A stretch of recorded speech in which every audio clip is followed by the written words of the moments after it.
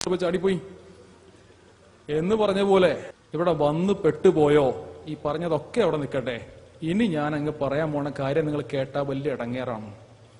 പ്രത്യേകിച്ചും എന്റെ പ്രിയപ്പെട്ട ചെറുപ്പക്കാരോട് ഇനി ഞാൻ അങ്ങോട്ട് പറയാൻ പോകുന്ന കാര്യങ്ങൾ അല്ലാഹു സുബ്ഹാനഹു വ തആലയെ സാക്ഷി നിർത്തി തിരുനബി സല്ലല്ലാഹു അലൈഹി വസല്ലമ തങ്ങളുടെ റൗളയിലേക്ക് 3 സ്വലാത്തും കൂടി എത്തിച്ചിട്ട് ഞാനിപ്പോ പറയും. ഇത് കേട്ടുപോയാൽ നിങ്ങൾക്കിത് ബാധ്യതയായി. 2 ചാൻസ് ഉണ്ട്. ഒന്നുകിൽ ഇത് കേൾക്കുന്നതിന് മുമ്പ് നിങ്ങൾക്ക് പോവാം, സുബഹി നിസ്കാരം അതേ കളാക്കണ്ട. 2 കേട്ടുപോയാൽ പിന്നെ ബാധ്യതയാണ്. നിസ്കാരം ജീവിതത്തിൽ ഒഴിവാക്കിയാൽ ഇനി പറയാൻ പോകുന്ന 15ഓളം വരുന്ന ശിക്ഷകൾ നിങ്ങൾക്ക് അനുഭവിക്കേണ്ടി വരും എന്ന ഹദീസാണ് ഇനി നാം ഉദ്ധരിക്കാൻ പോകുന്നത്. നിർബന്ധ നിസ്കാരങ്ങൾ ജീവിതത്തിൽ പാലിച്ചില്ലെങ്കിൽ അവന് നൽകാൻ പോകുന്ന ശിക്ഷകൾ എണ്ണി പഠിക്കാൻ പോവാണ്. ഇത് കേട്ടിട്ടും ഇത്രയും ശിക്ഷകൾ എനിക്കുണ്ടല്ലോ റബ്ബേ എന്ന് മനസ്സിലാക്കിയിട്ടും ഒരുവൻ നിസ്കാരം ജീവിതത്തിൽ നിലനിർത്തുവാൻ തയ്യാറായില്ലെങ്കിൽ അവന്റെ കാര്യത്തിൽ അള്ളാഹു തീരുമാനം എടുത്തിട്ടുണ്ട് എന്നാണ് നമുക്ക് മനസ്സിലാക്കാനുള്ളത്. അതുകൊണ്ട് ഇത് പാലിക്കുമെന്ന് ഉറപ്പുള്ള ആളുകൾ മാത്രമേ ഇത് കേൾക്കാവൂ. രക്ഷപ്പെടാൻ വേറെ വകുപ്പില്ല. കേട്ടുപോയി. തിരുനബി സല്ലല്ലാഹു അലൈഹി വസല്ലമ തങ്ങൾ പഠിപ്പിച്ച ഹദീസുകൾ വെച്ചുകൊണ്ടുള്ള താക്കീതുകൾ നാം പഠിക്കാൻ പോവാണ്. നിസ്കാരം ജീവിതത്തിൽ നിലനിർത്താത്ത ഒരു മനുഷ്യനെ സംബന്ധിച്ചിടത്തോളം റബ്ബ് സുബ്ഹാനഹു വ തആല 15 ശിക്ഷകൾ അവന് കൊടുക്കും. നിസ്കരിക്കാത്തവനുള്ള ശിക്ഷകൾ 15 എണ്ണം. അതിൽ 6 എണ്ണം ഇഹലോകത്ത് വെച്ച്, ഈ ലോകത്ത് വെച്ച് തന്നെ കിട്ടും.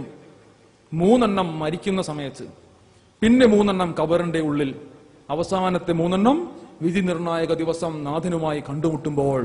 നിസ്കരിക്കാത്തവനുള്ള ശിക്ഷകൾ ഒരു ഘട്ടത്തിലും ഇല്ലാതാവുന്നില്ല. ഈ 4 ഘട്ടങ്ങളിലും അവൻ ശിക്ഷ അനുഭവിക്കണം. നിസ്കാരം ജീവിതത്തിൽ നിലനിർത്താത്തവന്റെ ഇഹലോകത്തുള്ള 6 ശിക്ഷകൾ എന്റെ പ്രിയപ്പെട്ടവർ കേട്ടോ. 1, റബ്ബ് സുബ്ഹാനഹു വ തആല അവന്റെ ആയുസിന്റെ ബറക്കത്തിനെ എടുത്തുകളയും. ആയുസിന്റെ ബറക്കത്തിനെ എടുത്തുകളയും. പറയുമ്പോൾ സംഭവം തീർന്ന്. കൂലങ്കഷമായി ചിന്തിക്കണം.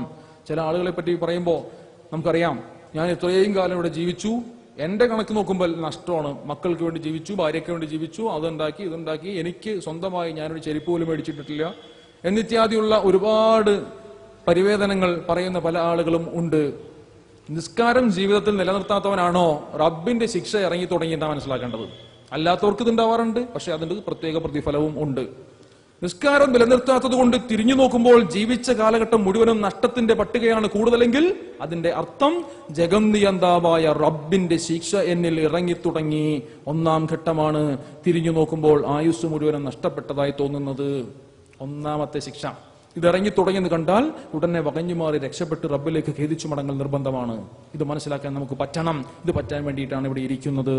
2, അല്ലാഹു സുബ്ഹാനഹു വ തആല അവന്റെ ദുആഇനെ സ്വീകരിക്കുന്നതല്ല. പ്രാർത്ഥനകൾക്ക് ഉത്തരമില്ല. എന്ത് ചോദിച്ചാലും അല്ലാഹു കൊടുക്കില്ല നിസ്കരിക്കാത്തവൻ.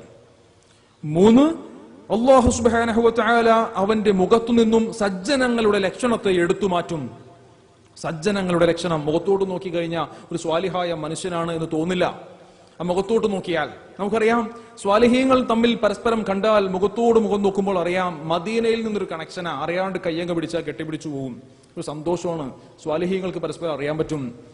സ്വാലിഹീങ്ങളിൽ പെട്ടൊരു മനുഷ്യനാണെന്ന് തോന്നാത്ത രീതിയിൽ ആ മുഖത്തു നിന്നും ആ പ്രകാശത്തെ അള്ളാഹു എടുത്തു മാറ്റുകയാണ്. കണ്ടാ പറയൂല. 4, he will be detested by all creatures on earth. ഭൂമിയിലുള്ള എല്ലാ ജീവജാലങ്ങളും അവനെ ശപിക്കും. ഭൂമിയിലുള്ള സകല ജീവജാലങ്ങളും അവനെ ശപിച്ചുകൊണ്ടിരിക്കും. ശാസ്ത്രീയമായി തെളിയിക്കാൻ പറ്റും. കല്ലും മണ്ണും ചെടികളും പക്ഷികളും മൃഗങ്ങളും കോഴിയും കാക്കയും പൂച്ചയും പട്ടിയും പശുവും നടക്കുന്ന വഴിയിൽ വൃത്തികെട്ടവൻ, അള്ളാഹുവിന്റെ ശിക്ഷയ്ക്ക് പാത്രീഭൂതനായവൻ, മെനകെട്ടവൻ, നിസ്കരിക്കാത്തവൻ എന്നൊക്കെ പറഞ്ഞുകൊണ്ടിരിക്കുന്നുണ്ടാകും. കല്ല് സംസാരിക്കുമെന്ന് തെളിയിക്കാൻ പറ്റും. ശാസ്ത്രമാണ്. കല്ലിന്റെ ഉള്ളിലുള്ള അടിസ്ഥാന കണികയായ ആറ്റത്തിന്റെ ഉള്ളിൽ ന്യൂട്രോണുകളും പ്രോട്ടോണുകളും ഉണ്ട്. അവയ്ക്ക് ചുറ്റും ഇലക്ട്രോണുകൾ കറങ്ങിക്കൊണ്ടിരിക്കുകയാണ്. ഇലക്ട്രോണുകളുടെ കറക്കത്തിൽ ഒരു മർമ്മരമുണ്ട്. ഓരോ സമയത്തും ഈ മർമ്മരത്തിൽ വ്യത്യാസമുണ്ട്. അത് അവരുടെ തസ്ബീഹാണ്. നിസ്കരിക്കാത്തവൻ അടുത്തൂടി പോകുമ്പോൾ തസ്ബീഹിൽ വ്യത്യാസപ്പെടും. അത് നിർത്തിയിട്ട് അവർ പറയും റബ്ബിന്റെ ശിക്ഷയ്ക്ക് പാത്രീഭൂതനായവൻ, നിസ്കരിക്കാത്തവൻ, വൃത്തികെട്ടവൻ. ആ വൈബ്രേഷനിൽ വ്യത്യാസമുണ്ട്. ശാസ്ത്രം തെളിയിക്കുന്നു. ചെടികൾ സംസാരിക്കുന്നു. ജർമ്മനിയിൽ കണ്ടുപിടുത്തം നടന്നിട്ടുണ്ട്. നിങ്ങൾ ഇന്റർനെറ്റിൽ സെർച്ച് ചെയ്യുക, എല്ലാ ഇതിലുണ്ട്, ഇന്റർനെറ്റിലുണ്ട്. ചെടികൾ സംസാരിക്കുന്നു. ക്യാബേജ് തോട്ടത്തിലേക്ക് ചെടിയെ അരിയാൻ വേണ്ടി ഒരു മനുഷ്യൻ എത്തിയപ്പോൾ ആ ചെടി തൊട്ടടുത്തുള്ള ചെടികളിലേക്ക് മെസ്സേജ് പാസ് ചെയ്ത സംഭവത്തെ പറ്റി വിശദമായി പഠിപ്പിക്കുന്ന ഒരു ഗ്യാസ് പ്രൊഡക്ഷനിലൂടെയാണ് മെസ്സേജ് കൈമാറിയത്.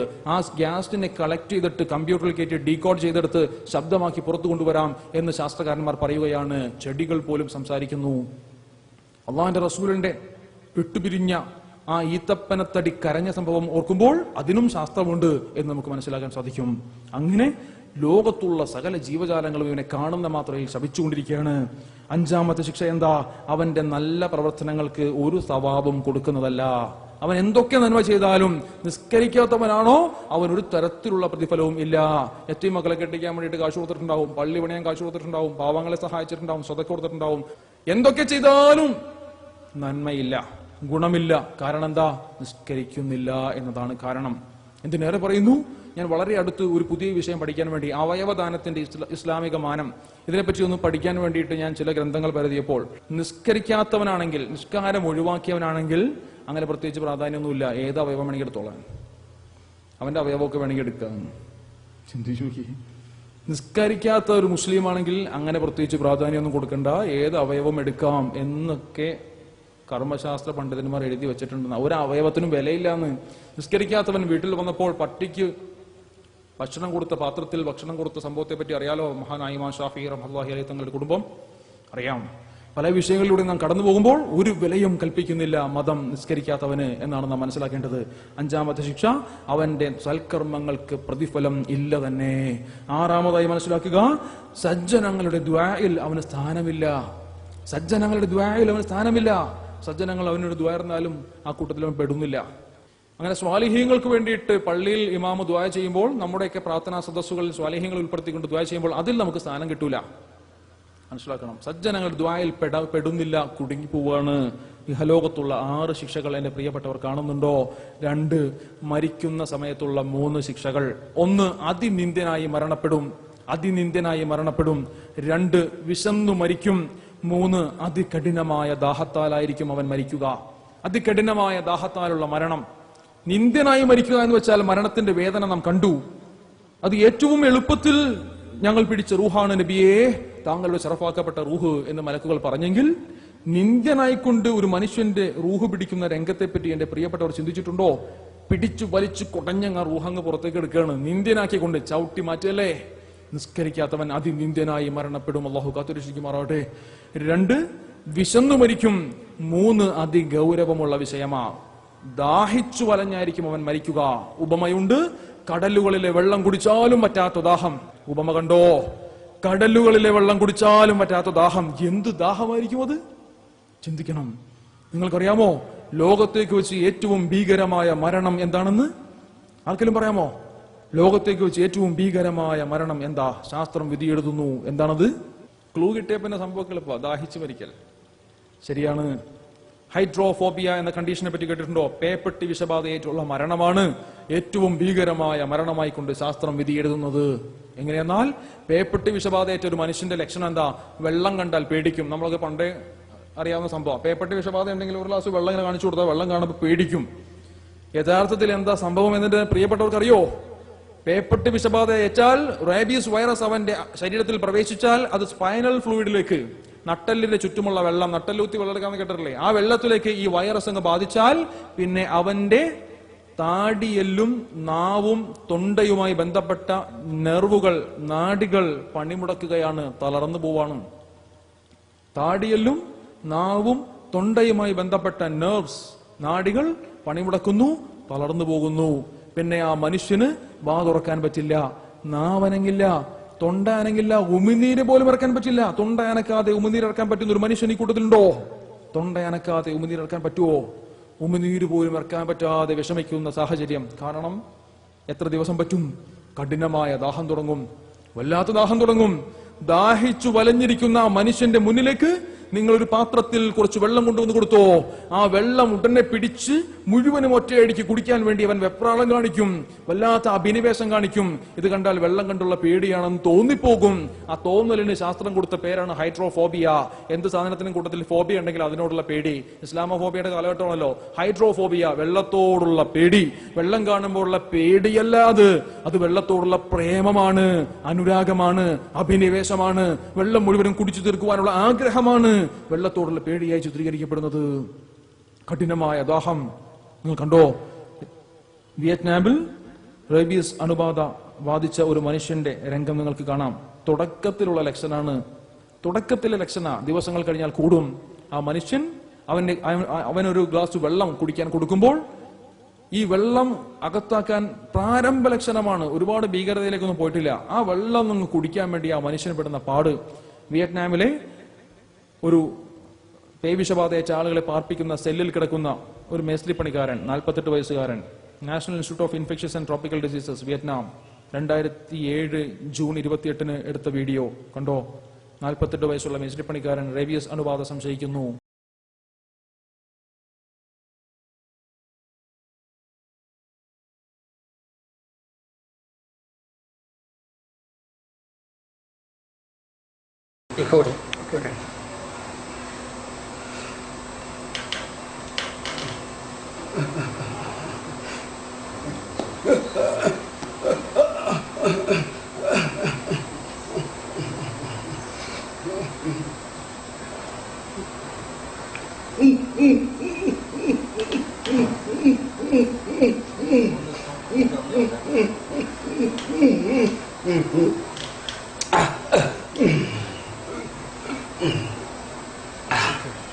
അടക്കാൻ പറ്റാതെ, വാ തുറക്കാൻ പറ്റുന്നില്ല, ഒരു കണക്കിന് വായിലാക്കി. എന്നിട്ട് ഏതാണ്ട് ഒരു 50 കിലോ വരെ വെയിറ്റ് അടിച്ച് നിലത്തേക്ക് ഇരുത്തണം ബലം കൊടുത്തുകൊണ്ടാണ് അതൊന്ന് ഇറക്കാൻ ശ്രമിക്കുന്നത്. ഇറങ്ങുന്നില്ല, ഇറങ്ങൂല എന്ന് കണ്ടപ്പോൾ തുപ്പിക്കൊള്ളാൻ പറഞ്ഞ് പാത്രം വെച്ച് കൊടുക്കുമ്പോൾ ഇത്രയും കഷ്ടപ്പെട്ട സാധനം വായിലോട്ടാക്കിയത് തുപ്പാനോ എന്നുള്ള മട്ടിൽ അല്ലെങ്കിൽ തട്ടിക്കളയുന്ന രംഗം നിങ്ങൾക്ക് കാണാം. അതങ്ങനെ കഷ്ടപ്പെട്ട് ഇറക്കി കഴിഞ്ഞപ്പോൾ നിർവൃതി കണ്ടോ? മണിക്കൂറുകൾ കഴിയുന്തോറും സംഭവം വഷളായിക്കൊണ്ടിരിക്കും. പിന്നെ സെല്ലിൽ കിടന്ന് ഭ്രാന്തമായ ആവേശങ്ങൾ കാണിക്കും. എന്തിനേറെ പറയുന്നു, ഇരുമ്പിന്റെ കമ്പി പോലും വളച്ചെടുക്കുന്ന ശക്തി അവൻ പ്രയോഗിക്കും. കഷ്ടപ്പെട്ടുള്ള മരണമാണ് പേപ്പട്ടി വിഷബാധയായിട്ടുള്ള മരണം. ആ മരണത്തെ തൊട്ട്, അത്തരം അവസ്ഥയെ തൊട്ട് അല്ലാഹു നമ്മയും അഹ്ലുകാരെയും വരും തലമുറകളെയും കാത്തുരക്ഷിക്കുമാറാകട്ടെ. അത്രത്തോളം ഭീകരം. ഇവിടെ മനസ്സിലാക്കേണ്ട വിഷയം എന്താ? ദാഹിച്ചു മരിക്കും എന്ന ഹദീസ് മനസ്സിലാക്കണമെങ്കിൽ ഭൗതിക ലോകത്തെ ഈ ഉദാഹരണത്തെ നാം തീർച്ചയായും ഉൾക്കൊള്ളണം. ദാഹം എന്താണെന്ന് മനസ്സിലാക്കണം. കടലുകളിലെ വെള്ളം കുടിച്ചാലും പറ്റാത്ത ദാഹം എന്ന് പറയുമ്പോൾ സാഹിത്യ ഭാഷയിൽ തള്ളിക്കളഞ്ഞാൽ പോരാ. വെറുതെ ഒരു ഗ്ലാസ് വെള്ളമെങ്കിലും കുടിക്കാൻ കഷ്ടപ്പെടുന്നവന്റെ ദാഹം നാം മനസ്സിലാക്കണം. ഇതൊരവസ്ഥയാണ്. കഴിഞ്ഞില്ല.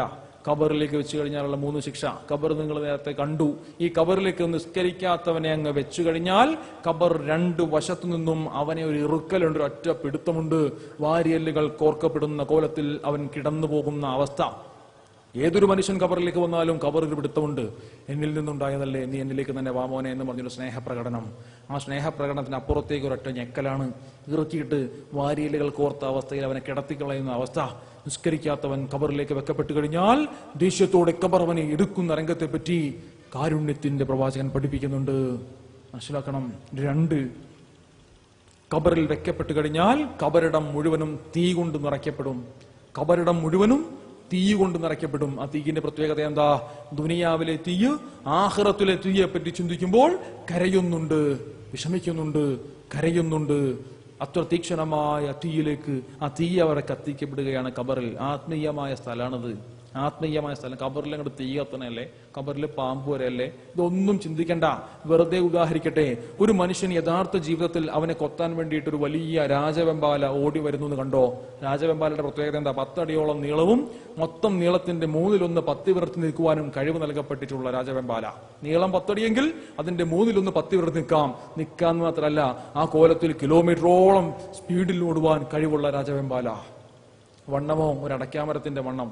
അടയ്ക്കേണ്ടാണ് മരമുണ്ടല്ലോ, അടയ്ക്കാമരത്തിന്റെ വണ്ണവും 10 അടിയോളം നീളവും അതിന്റെ 1/3 പത്തി വിടർത്തി പിടിച്ചുകൊണ്ട് വളരെ വേഗത്തിൽ കിലോമീറ്ററുകളോളം പോകുവാൻ അള്ളാഹു കഴിവ് നൽകിയ ഒരു സൃഷ്ടിയാണ് രാജവെമ്പാല എങ്കിൽ, ഒരു ആനയെ കൊല്ലുവാനുള്ള വിഷം അതിന്റെ ശരീരത്തിലുണ്ടെങ്കിൽ, ഈ സാധനം ഒരു മനുഷ്യനെ വളരെ വേഗത്തിൽ ഓടിക്കൊണ്ട് കൊത്താൻ ഓടിച്ചിരുന്ന രംഗം നിങ്ങൾ യഥാർത്ഥ ജീവിതത്തിൽ ഒന്ന് കണ്ടു നോക്കിയേ.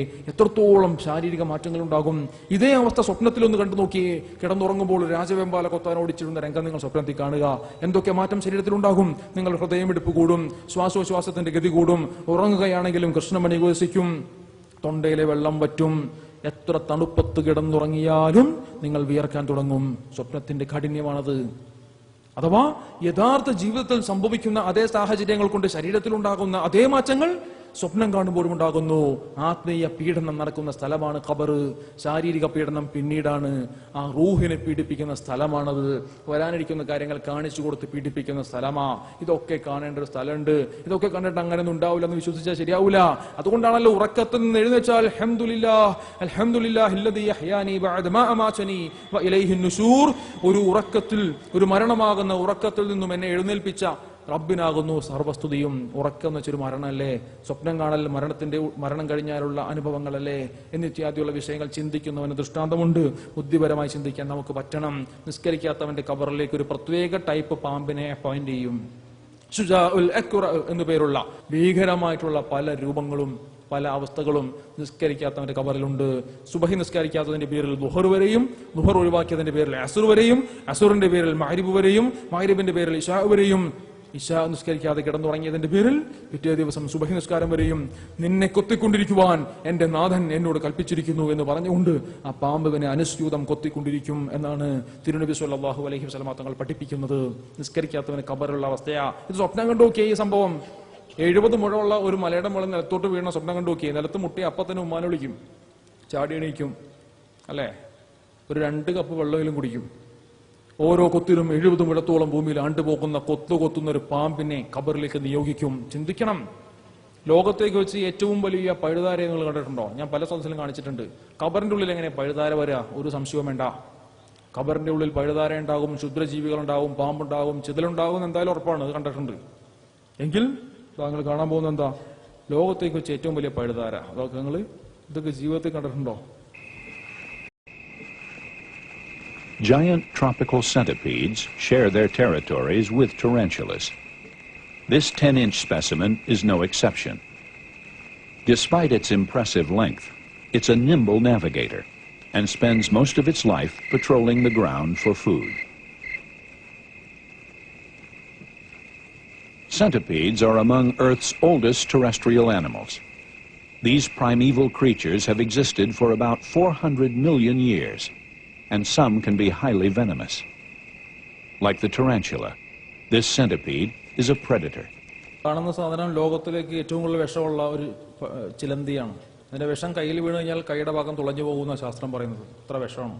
ആ വിഷമുള്ള ചിലന്തിയെ അത് പിടിക്കുന്ന രംഗം കണ്ടെങ്കിൽ കബറിന്റെ ഉള്ളിൽ മനുഷ്യന് ഒരു പഴുതാര പിടിക്കുന്ന രംഗം ഓർത്താൽ മതി. ഒരുമാതിരിപ്പെട്ട ആൾക്കാരൊക്കെ നന്നാവൂലേ ഇത് കണ്ടു കഴിഞ്ഞാൽ? ചിന്തിച്ചു നോക്കുക. ഭീകരതകളുള്ളൊരു സ്ഥലമാണ് ഖബർ. ഭീകരമായ പല ദൃശ്യങ്ങളും നമുക്ക് കണ്ടുമുട്ടേണ്ട ഒരു സാഹചര്യമുണ്ട് എന്ന് മനസ്സിലാക്കലാണ് ബുദ്ധിമാന്മാർ ചിന്തിക്കേണ്ട വസ്തുത. ഇന്നിത്യാദിയുള്ള വിഷയങ്ങളിലൂടെ നിസ്കരിക്കാത്തവൻ കടന്നുപോകുമെങ്കിൽ ഏറ്റവും അവസാനമായി റബ്ബ് സുബ്ഹാനഹു വ തആലയുമായി നേരിട്ട് കാണുന്ന അവസരം 3 ശിക്ഷ. 1, അല്ലാഹു സുബ്ഹാനഹു വ തആല അതികഠിനമായി അവനെ ഹിസാബ് ചെയ്യും, ക്രോസ് ചെയ്യും. അതികഠിനമായ ഒരു ക്രോസിംഗ് അവിടെ നടക്കുകയാണ്. 2, അതികഠിനമായി ദേഷ്യത്തോടെ അള്ളാഹു അവനെ ഒരു നോട്ടം നോക്കും. ആ നോട്ടത്തിൽ അവന്റെ മുഖത്തെ മാംസം മുഴുവനും അടർന്നു വീഴും. നിസ്കരിക്കാത്തവന്റെ സ്പെഷ്യൽ നോട്ടം. 3, അള്ളാഹു സുബ്ഹാനഹു വ തആല അതിശക്തമായി കഠിനമായി മലക്കുകളോട് ആജ്ഞാപിക്കും, അവനെ തൂക്കിയെടുത്ത് നരകത്തിലേക്ക് എറിയൂ എന്നങ്ങ് പറയും. തൂക്കിയെടുത്ത് നരകത്തിലേക്ക് ഒറ്റ എറിയാൻ പറയും. നിസ്കരിക്കാത്തവനാണെങ്കിൽ പിന്നെ അതിനപ്പുറത്തേക്ക് ഒരു കാര്യമില്ല. ആ അവസ്ഥയിലേക്ക് മനുഷ്യൻ എത്തിപ്പെടുന്ന രംഗം ചിന്തിക്കുന്നവർക്ക്, ബുദ്ധിയുള്ളവർക്ക് ജീവിതത്തിൽ മാറ്റം വരുത്താൻ പറ്റിയ സമയമാണ്. കണ്ടോ, സുബഹി നിസ്കരിക്കാത്തവന്റെ മുഖത്തിന്റെ പ്രകാശത്തെ അള്ളാഹു എടുത്തുകളയും. ദുഹർ നിസ്കരിക്കാത്തവന്റെ സമ്പത്തിന്റെ ബറക്കത്തിനെ അള്ളാഹു എടുത്തുകളയും. അസർ നിസ്കരിക്കാത്തവന്റെ ശരീരത്തിന്റെ ആഫിയത്തിനെ അള്ളാഹു എടുത്തുകളയും. മഗ്രിബ് നിസ്കരിക്കാത്തവന്റെ മക്കൾ അവന് ഗുണം ചെയ്യില്ല. ഇശാ നിസ്കരിക്കാത്തവന്റെ ഉറക്കത്തിന്റെ സമാധാനത്തെ അള്ളാഹു എടുത്തുകളയും. 5 വഖത്ത് നിസ്കാരം മുടക്കിയാൽ ഇതിലേതെങ്കിലും മുടക്കുന്നതനുസരിച്ച് അനുഭവിക്കേണ്ടി വരും. ഇതൊക്കെ ഉൾക്കൊണ്ടുകൊണ്ട് ജീവിതത്തിൽ മാറ്റം വരുത്തുവാൻ അള്ളാഹു സുബ്ഹാനഹു വ തആല നമുക്ക് തൗഫീഖ് നൽകുമാറാകട്ടെ. ഈ കേട്ട എന്റെ പ്രിയപ്പെട്ട സഹോദരങ്ങൾ, ഇത് ബാധ്യതയായി പോയി. ഇത്രയും ശിക്ഷകൾ മനസ്സിലാക്കിയ നമ്മെ സംബന്ധിച്ചിടത്തോളം ഇനി നിസ്കാരം നിലനിർത്തൽ ബാധ്യതയാണ്. ഒരൊറ്റ വഖത്ത് നിസ്കാരം നാം ഖളാക്കാൻ പാടില്ല. ഈ വിനീതൻ എന്റെ നഫ്സിനോടും ഈ പറയപ്പെട്ട എന്റെ സഹോദരങ്ങളോടും പ്രത്യേകം ഉണർത്തുന്നു. പ്രത്യേകിച്ചും SSFന്റെ ചുണക്കുട്ടികളായ എന്റെ സഹപ്രവർത്തകർ, ഒരൊറ്റ വഖത്ത് നിസ്കാരം നിങ്ങൾ മുടക്കാൻ പാടില്ല. ഈ പ്രഭാഷണം കേട്ടിട്ട് അല്പം വൈകിയാലും ദുആ ചെയ്ത് ആമീൻ പറഞ്ഞ് നമുക്ക് പോകാം. പക്ഷേ നാളെ പള്ളിയിൽ സുബഹി നിസ്കാരത്തിന് ആളുകൾ കൂടുതൽ ഉണ്ടാവണം. ഒരു പെരുന്നാൾ നിസ്കരിക്കാനുള്ള ആളുകൾ അവിടെ ഉണ്ടാവണം. ഇഖ്ലാസോട് കൂടിയിട്ട് ആർജവത്തോടെ ഈ പറയപ്പെട്ട സംഭവങ്ങളിൽ നിന്ന് രക്ഷപ്പെടുക എന്ന നല്ല ഉദ്ദേശത്തോടെ എഴുന്നേറ്റ് പള്ളിയിൽ വരാൻ നമുക്ക് പറ്റണം. എഴുന്നേക്കാനേ ബുദ്ധിമുട്ടുള്ളൂ. എഴുന്നേറ്റ് കഴിഞ്ഞാൽ പിന്നെ സന്തോഷമാണ്. പള്ളിയിലെത്തിയാൽ അതിലേറെ സന്തോഷ. നിസ്കാരം കഴിഞ്ഞു കഴിഞ്ഞാൽ പിന്നെയും സന്തോഷം കൂടും. നിസ്കാരം കഴിഞ്ഞ് പ്രഭാതം വരെയുള്ള സമയമോ വല്ലാത്ത ആനന്ദമാ. എഴുന്നേക്കാനും ഇത് ജമാഅത്തോടെ കിട്ടാനും എനിക്ക് പറ്റിയല്ലോ എന്ന സന്തോഷം. ആ സുബഹിക്ക് ശേഷം പ്രഭാതം വരെയുള്ള സമയത്തിനുള്ളിൽ സ്വർഗത്തിൽ നിന്നും ഒരു പ്രത്യേക കുളിർ തെന്നൽ അടിച്ചു ഭൂമിയിലേക്ക് വീശും. അത് കിട്ടാൻ